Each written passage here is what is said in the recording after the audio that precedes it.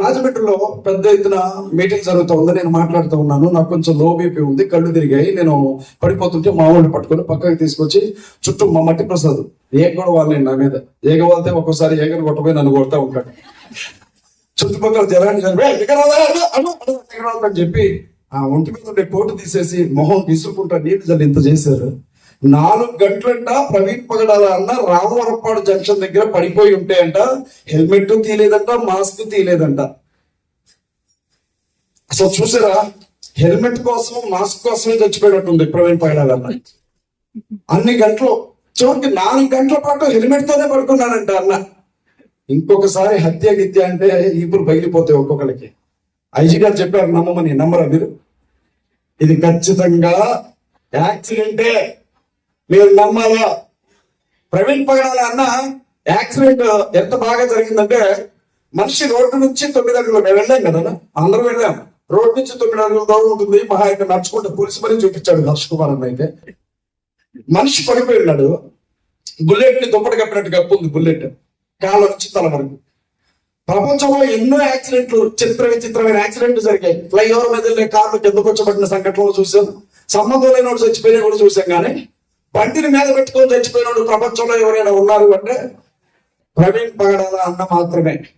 అంత చక్కని చావు ఇంకెవరికి రాదు. మీకు తెలుసా, ఆయనకి ఎప్పుడు కూడా ఇక్కడ ఒక స్పెట్స్ ఉంటుంది.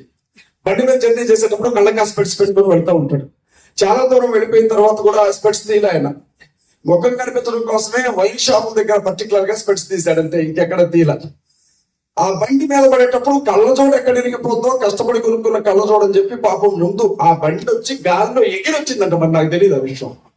పోస్ట్ మార్టం రిపోర్ట్ లో చెప్తుంటే చూసా. ముందు మనిషి పడ్డంట, తర్వాత బండి ఎగిరిందంట.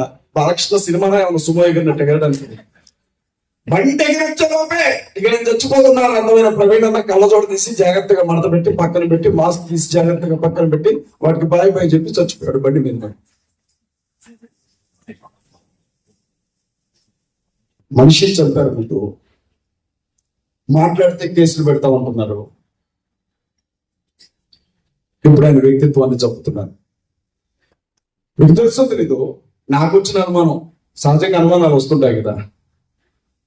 ఆ రోజు ప్రవీణ్ అన్న చనిపోయారు అన్న విషయం దావాలంలాగా అన్ని రాష్ట్రాలకి పాకింది. అందరూ కూడా ఏమైంటుంది ఏంటి అని టెన్షన్ లో ఉన్నారు. అందరూ కూడా ఏం జరుగుతుంది, ఎవరు చంపారు, యాక్సిడెంట్ అంటున్నారు, హత్యలాగా ఉంటుంది, ఇది పరిస్థితులు చూస్తూ ఉంటే ఇవన్నీ ఏంటి అని చూస్తూ ఉంటే హైదరాబాద్ నుంచి హమాలా ప్రసాద్ అని ఒకడు ఉన్నాడండి. చిరంజీవి స్వామికి గురువు గారు హమాలా ప్రసాద్. చిరంజీవి స్వామికి, పరిపూర్ణానంద స్వామికి గురువు గారు అన్నమాట హమాలా ప్రసాద్ అంటారు ఆయన్ని. చాలా తెలివి కలిగిన వ్యక్తి, జ్ఞానం కలిగిన వ్యక్తి. ఇంట్లో కూర్చొని స్టేట్మెంట్ ఇచ్చాడు. ఏంటో తెలుసా, అప్పటికి ఇంకా పోలీసులు రాలా, యాక్సిడెంట్ జరిగిన స్థలానికి వెళ్ళా, ఆ స్థలం చుట్టూ ఏ విధమైనటువంటి రిబ్బన్లు కట్ల, ఇంకా అక్కడ ఏం జరిగిందో ఎవరికి తెలియదు.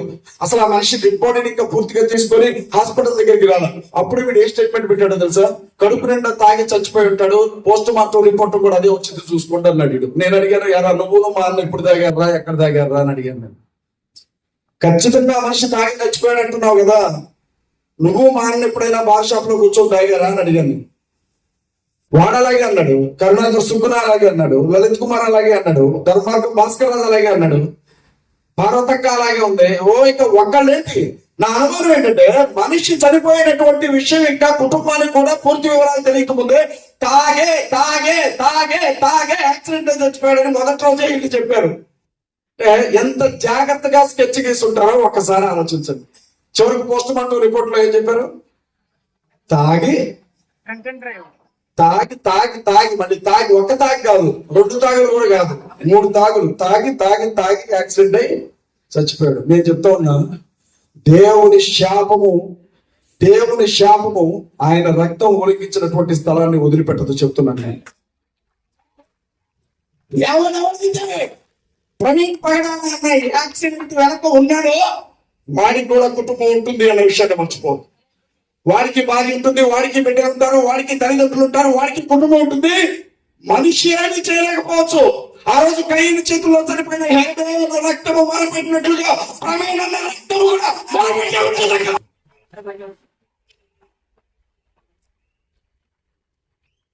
పోస్ట్ మార్టం చేయడం కంటే ముందుగా ఆ మనిషి ఒంటి మీద ఉండే ప్యాంట్ తీసి, షర్ట్ తీసి ఎక్కడెక్కడ గాయాలు ఉన్నాయని చూసారు. మీకు తెలుసా, 6 అంగుళాల గాయం ఒకటి తొడ మీద ఉంది, కాలిన గాయం. ఉన్నారు కదా, 6 అంగుళాల గాయం కాలినట్లుగా. సైలెన్సర్ నిలబడి ఒకవేళ తొడ కాలింది అనుకుందాం, ప్యాంట్ కాలిందా? కాలిందా? కానీ ప్యాంట్ కాలిన, తొడ మాత్రమే కాలింది. ఎందుకని అడిగితే కేసు పెడతా. ఎందుకని అడుగుతూ కేసు మీరు బాగా గుర్తుపెట్టుకోండి. పెట్టారు నా మీద కేసు ఆల్రెడీ రాజానగర్లో. అభి నీ మీద పెట్టారా? అభి కూడా వచ్చాయి ఆల్రెడీ కాల్స్. ఎందుకని అడుగుతారండి? ఎందుకని అడుగుతారండి అమ్మా? నమ్మండి అంతే, చెబుతున్నాను, నమ్మాలి మీరు. నేను చెప్తున్నాను, ఇంత దారుణమైనటువంటి మరణం వెనుక ఉన్నటువంటి వ్యక్తులు ఎవరైతే ఉన్నారో దేవుని ఉగ్రత వారి పిల్లల తరాల వరకు వెంటాడుతుంది. వాడిని వదిలిపెట్టడు, దేవుడు వదిలిపెట్టడు. ఇక ఈ విషయాల గురించి నేను మాట్లాడుతున్నానని నన్ను అరెస్ట్ చేసి జైలుకి తీసుకెళ్లారు. ఇక అదంతా మీరు విన్నారు. మళ్ళీ ఏడ్చే ఓపిక కానీ ప్రతి చోట ఏడ్చే అంత తీరిక కానీ నాకు లేదు. తీసుకెళ్లారు, చక్కగా గుండు కొట్టారు, ఎండలో ఎర్రటెండలో నిలబెట్టారు ఒక పావుగంట సేపు. ఏ షర్ట్ ఏ ప్యాంట్ మీద అయితే నన్ను అరెస్ట్ చేసి తీసుకెళ్లారో అదే ప్యాంట్ అదే షర్ట్ మీద 5 రోజులు ఉంచారు. నా షర్ట్ ప్యాంట్ ఇంకోటి ఇవ్వడానికి నాకు ఇష్టపడలేదు. విపరీతమైన మైగ్రేన్ తలనొప్పి ఉంటుంది నాకు. నొప్పి తట్టుకోలేక విలవిల్లాడుతూ ఒక్క టాబ్లెట్ అడిగితే టాబ్లెట్ ముక్క కూడా ఇవ్వలేదు నాకు. ఇవ్వకపోగా ఆ జైలు అధికారులకు పెద్దగా ఉండే ఒక అధికారి నోటికి ఎన్ని మాటలు వస్తాయని మా అమ్మని అన్నాడు, క్రైస్తవ సమాజాన్ని అన్నాడు, నన్ను అన్నాడు. నేను అనుకున్నాను ఈ రోజు వీడు అవమానిస్తుంది నన్ను కాదు, యావత్ క్రైస్తవ సమాజాన్ని వీడు అవమానిస్తున్నాడు. ఖచ్చితంగా క్రైస్తవులు చేసే ప్రార్థనకు వీడు సమాధానం చెప్పాల్సి ఉంటుంది. నేను ఒకటే బలంగా నమ్ముతాను, జీవము కలిగినటువంటి దేవుని చేతుల పట్ట బహుభయంకరం. వాడిని ఏ రోజే ఆపగలిగాడు కానీ నా ప్రభువు నిత్యత్వంతవాడిని అగ్నిగుండంలో తగలబెట్టగలిగినటువంటి సమర్థుడై ఉన్నాడు. అన్న పరిస్థితులు మాత్రం బాగాలేవమ్మా. నేను ఒకటే మాట చెప్తున్నాను, నేను ముగించుకుంటాను. నేను మళ్ళీ హైదరాబాద్ పట్టణానికి ప్రతి ఆదివారం హైదరాబాద్కి వెళ్ళి స్టేషన్ లో సంతకం పెట్టి రావాలి. కండిషన్ బెయిల్ ఇచ్చారు ఆదివారమే. మళ్ళీ మిగిలిన వారాలు అయితే బాగోదు, నేను పాస్టర్ని కదా. ఖమ్మం నుంచి 250 కిలోమీటర్లు హైదరాబాద్ వెళ్ళి సంతకం పెట్టి మళ్ళీ రావాలి. ఈ విషయంలో నాకు సహాయం చేసింది మాత్రం నిజంగా న్యాయమూర్తి గారి వారికి ప్రత్యేకంగా కృతజ్ఞతలు తెలియజేస్తా ఉన్నాను. వారు న్యాయబద్ధంగా ఆలోచించి నాకు నన్ను బయటకు పంపించారు. లేకపోతే 3 నెలల పాటు నన్ను జైల్లో ఉంచాలనుకున్నారు. 5 రోజుల పాటు పోలీసులు నన్ను కస్టడీకి అడిగితే ఆ తల్లి చెప్పారు ఒక మాట, దొంగతనం చేశాడా, రేప్ చేశాడా, హత్య చేశాడా, ఎందుకయ్యా మీకు కస్టడీకి అని అడిగింది ఆ తల్లి. ఆవిడకి నిజంగా నేను ఎంత జరిగినా, రాష్ట్రంలో ఎంత భయంకరమైన పరిస్థితులున్నా ఒక్క రాజకీయ పార్టీ కూడా మన పక్షాన మాట్లాడలా. ఒక్క ఎమ్మెల్యే, మన ఓట్లేసి గెలిపించుకున్న ఒక్క ఎమ్మెల్యే మన పక్షాన మాట్లాడు. ఒక్క పార్టీ అధికార ప్రతినిధి మన పక్షాన మాట్లాడడం. మీ అందరికీ బాగా తెలుసు మహాకూటమి రాజేష్ క్రైస్తవుల, ముస్లింల, దళితుల చెమట కష్టంతో ఎదిగిన వ్యక్తి. ఇతను మొదటి రోజే అక్కడికి వచ్చాడమ్మా. వచ్చి లోపలికి వెళ్ళాడు, పోస్ట్ మార్టం దగ్గరికి వెళ్ళాడు. పోస్ట్ మార్టం దగ్గరికి కాదు, క్షమించండి, లోపలికి వెళ్ళాడు. ఏం మాట్లాడాడో తెలియదు. బయటకు వచ్చేసాడు. వచ్చి ఇది యాక్సిడెంటే, మీరు ఎవరు కలవరపడకండి అన్నాడు. అనేసరికి జనాలు వాటర్ బాటిల్స్ విసిరారు ముఖం మీద. పెద్ద ఎత్తున గొడవ, నువ్వు వెళ్ళిపోయి ఇక్కడి నుంచి అని. జనాలు కళ్ళ ముందు కనపడతా ఉంది అక్కడ ఏం జరిగిందో. ఇక్కడ వచ్చి యాక్సిడెంట్ అంటున్నాడని జనాలు తిరగబడ్డారు, వెళ్ళిపోయాడు. రెండో రోజే గౌరవనీయులు ఆంధ్ర రాష్ట్ర ముఖ్యమంత్రి గారు చంద్రబాబు నాయుడు గారి కుమారులు నారా లోకేష్ గారు, జరిగింది యాక్సిడెంటే కానీ మీకు అనుమానాలు ఉన్నాయంటున్నారు కాబట్టి ఒక 10% దర్యాప్తు కూడా చేపిస్తామని చెప్పారు. అరే అక్కడ పోస్ట్ మార్టం రిపోర్ట్ లేదు, పోస్ట్ మార్టం చేయలేదు. అసలు ఎందుకు జరిగిపోయామో డాక్టర్లు నివేదిక ఏం జరిగిందో ప్రైవేట్ బేస్లో ఎవరికి ఇంకా పూర్తిగా తెలియకముందే మొదటి రోజు చెప్పేస్తారు యాక్సిడెంట్ అని. నేను అడుగుతా ఉన్నా. మళ్ళీ జనాలందరూ కూడా తిరగబడేసరికి 3వ రోజు వచ్చాడు. వచ్చి ఇది హత్యే, ఖచ్చితంగా ఇది హత్యే, పోలీసులను సస్పెండ్ చేయాలి, సిఐని సస్పెండ్ చేయాలి, డిఎస్పీ సస్పెండ్ చేయాలి, ఎస్ఐ సస్పెండ్ చేయాలి. మా ప్రభుత్వానికి రాద్దాం అనుకుంటున్నారా, మా ప్రభుత్వాన్ని బదనం చేద్దాం అనుకుంటున్నారా, మా ప్రభుత్వాన్ని ఇబ్బంది పెడదాం అనుకుంటున్నారా అని మాట్లాడాడు. అన్నాడు. సిటీ దగ్గరికి వెళ్ళాడు. పోలీసులందరికీ సిటీలో ఉండే అధికారులకు కంప్లైంట్ ఇచ్చి వచ్చేసాడు. 4వ రోజే మళ్ళీ వచ్చాడు. ఇది యాక్సిడెంట్. నాకేమనిపించిందంటే ఆంధ్ర రాష్ట్రానికి ముఖ్యమంత్రి గౌరవనీయులు చంద్రబాబు నాయుడు గారా, మహాకూటమి రాజేష్ అనిపించింది నాకు. పోలీసుల కంటే ఎక్కువ శ్రద్ధ తీసుకున్నాడు. హోంమంత్రి గారి కంటే ఎక్కువ శ్రద్ధ తీసుకున్నాడు, లోకల్ ఎమ్మెల్యే కంటే ఎక్కువ శ్రద్ధ తీసుకున్నాడు. ఆ మహాసేన మీడియాలో 24 గంటలు ఇది యాక్సిడెంట్, ఇది యాక్సిడెంట్, ఇది యాక్సిడెంట్, ఆ తాగి చచ్చిపోయాడు, తాగి చచ్చిపోయాడు. ఎవరిని అవమానించాలనుకుంటున్నాడు మహాకుంటుడు రాజేష్? ఒక్కసారి యేసుక్రీస్తు ప్రభువుని నమ్ముకొని మారు మనసు పొందిన తర్వాత ఏ సేవకుడు కూడా మందు ముట్టడు, ప్రాణం పోతున్నా సరే ఏ సేవకుడు మందు తాగడు. వీళ్ళు ఏ ప్రకారంగా తీసుకున్నాడు తెలుసా? ప్రవీణ్ అన్న సేవడానికి రాకముందు ఇదే కడపలో ఉన్నప్పుడు నేను మందు తాగాను, నేను డ్రగ్స్ తీసుకునేవాడిని, నేను ఇష్టానుసారంగా తిరిగాను, రౌడీజం చేశాను అని అప్పుడు చెప్పాడే. ఆ మాటల ఆధారంగా తీసుకున్నాను. మేము ఒకటే చెప్పాం, నీకు డబ్బు కావాలంటే క్రైస్తవ సంఘం అంతా కూడా జోలు పట్టుకొని అడుక్కొని ఇస్తాం. పదవి కావాలా అందరం కలిసి చంద్రబాబు కాలు పట్టుకొని పదవి ఇప్పిస్తాం. కానీ ప్రవీణ్ పగడాల అన్న వ్యక్తిత్వాన్ని చంపుతూ రాజేష్ అని చెప్పాడు. ఆయన వ్యక్తిత్వం మీద మచ్చ వేయకు. ఇవాళ ఏమన్నా పెట్టుకుంటే మీ పాలసంతా తాగిపోతుంటారు. ఈ సంఘ కాలందరూ కూడా తాగిపోతున్నారా? మీకు రాష్ట్ర జీవితాలు పిలిచేయండి. మనిషి చంపడం కంటే ప్రతినేరం అండి ఒక మనిషి వ్యక్తిత్వాన్ని చంపడం, క్యారెక్టర్ చంపడం. ఇవాళ ప్రవీణ్ పగడాల అన్న పోస్ట్ మార్టం రిపోర్ట్ ఎందుకు ఇవ్వట్లేదు అని అడిగితే ఎవరిని అరెస్ట్ చేస్తే కేసు డైవర్ట్ అయితే చూసి నన్ను అరెస్ట్ చేసి జైలుకి పంపించారు. నేను అనుకుంటాను, నాకు జుట్టు అంటే చాలా ఇష్టం ఉంది బాబు, మెడ దాకా ఉంటుంది నా జుట్టు. వాడు తీసుకెళ్ళడమే రేటు ముందు పక్క నుండి మరి డిప్ప కటింగ్ కొట్టించాడు. నేను అనుకున్నాను, ప్రభువా నువ్వు అడిగితే ఏదైనా ఇస్తాను, జుట్టు మాత్రం తప్ప అనుకునేవాడిని. నేను అడగకుండానే తీసుకున్నాడు ప్రభు నా దగ్గర నుంచి జుట్టు. ఏది ఏమైనా ఒకరి గుర్తుపెట్టుకోండి, ఏ పార్టీ మన గురించి ముందుకు రాలేదుగా.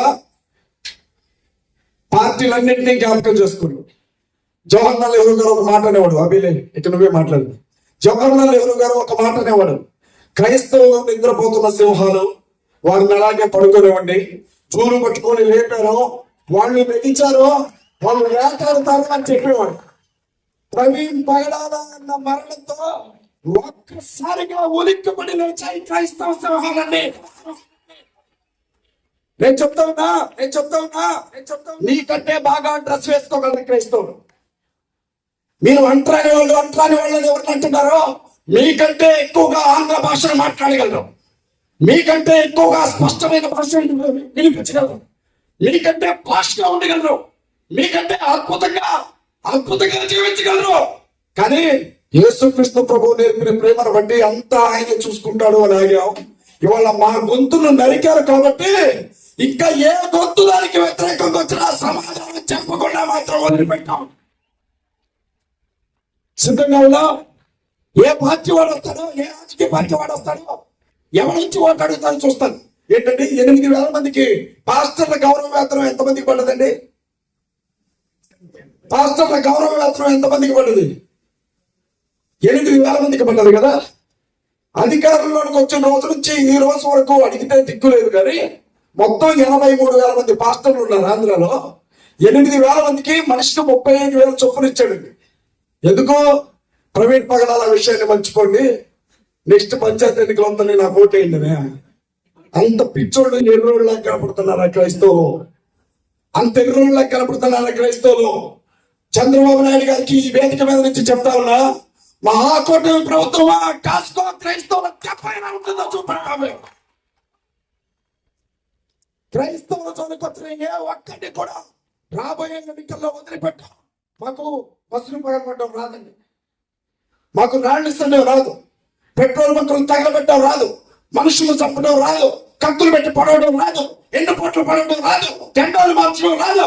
మాకు తెలిసింది ఒకటే, యూనిటీగా ఒక్కసారి నిలబడ్డామా ఏమంటైనా నేరం నాకి వదిలిపెడతాం. ఓ మహాకొండమే కాదు, మీరు 2 పార్టీలు కూడా రాలా. బాగా గుర్తుపెట్టుకోండి. మళ్ళీ మీ ముందుకు వస్తాం. ఇప్పటికి జరిగిన నష్టం చాలు. ఇంకో ప్రవీణ్ పగడాల సంఘంలో చనిపోవడానికి వీలు లేదు. క్రైస్తవ సంఘాన్ని కాపాడుకోవాల్సిన బాధ్యత మనందరి మీద ఉంది.